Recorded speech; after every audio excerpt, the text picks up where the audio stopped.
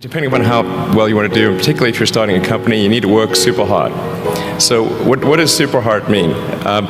Well, when my brother and I were starting our first company, instead of getting an apartment, we just rented a small office and we slept on the couch. And we showered at the YMCA. And we're so hot up, we had just one computer. So the website was up during the day, and I was coding at night.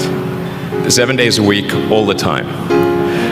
So briefly had a girlfriend in that period, and in order to be with me, she had to sleep in the office. So work hard, like, every waking hour.